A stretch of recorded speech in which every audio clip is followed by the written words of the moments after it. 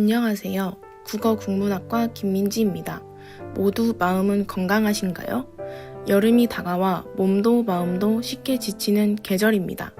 성격이 원래 밝았던 제가 5월 한 달 동안은 우울에 힘들어하는 날이 많았습니다. 그러나 우울에 벗어나고자 6월을 맞이하여 노력하는 중입니다. 그런 한 달 조금 넘는 시간 동안의 과정을 잘 나타내는 시를 여러분께도 소개하려 합니다. 임경삽 시인의 우리는 살지도 않고 죽지도 않는다 시집에 수록된 바시코프스카 76번째 생일입니다. 문을 연 순간 앨리스는 이미 자신이 앨리스가 아닌 걸 알았다.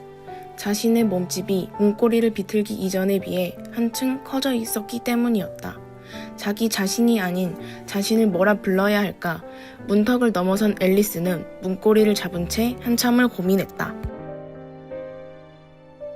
그러나 이내 앨리스는 더 이상 자신이 누구인지는 중요하지 않다는 걸 깨달았다.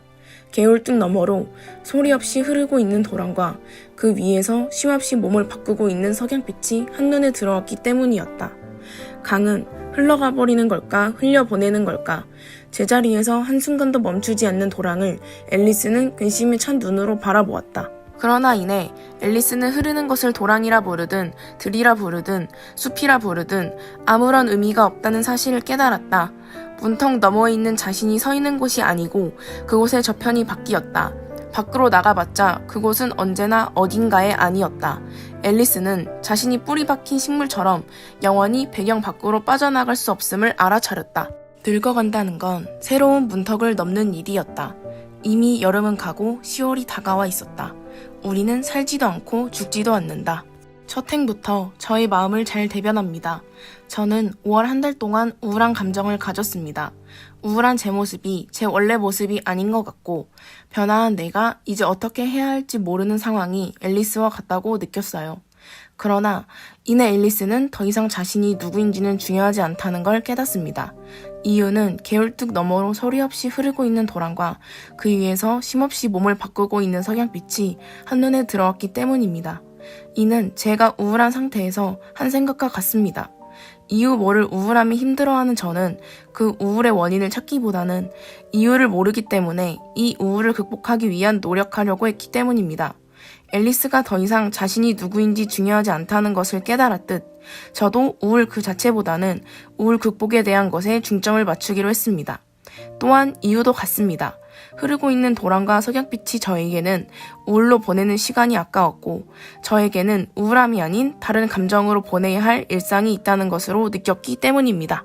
그러나 이내 앨리스는 흐르는 것을 도랑이라 부르든 들이라 부르든 숲이라 부르든 아무런 의미가 없다는 사실을 깨닫습니다. 밖으로 나가봤자 그곳은 언제나 어딘가에 아니었기 때문입니다. 이처럼 저는 우울함에 벗어나기 위해 노력했지만 우울에서 벗어나는 것은 어려웠습니다. 지금도 집에 혼자 있거나 때때로 이유 없이 우울한 감정에 휩싸이는 것을 느낍니다. 하지만 제가 궁극적으로 느낀 것은 극복에 맞추기보다는 우울도 제 일부이고 성장 중에 지나가는 감정이라 생각하기로 했습니다. 늙어간다는 건 계속 새로운 문턱을 넘는 일이었다. 우리는 살지도 않고 죽지도 않는다 라는 구절은 현재 6월의 저와 같습니다. 우리를 우울로 바꾸면 우울은 살지도 않고 죽지도 않습니다. 제가 앞으로 인생을 살아가면서 많은 우울함을 만날 것이고 우울함을 바꾸기 위해 노력을 할 것입니다. 우울은 저의 안에서 죽지 않고 살아간다고 생각하지만 제가 생각을 바꾸면 살지 않고 죽었다고 생각합니다.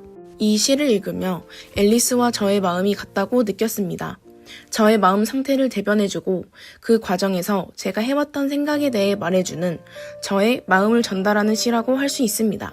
이상으로 마무리하겠습니다. 제 영상을 시청해주셔서 감사합니다.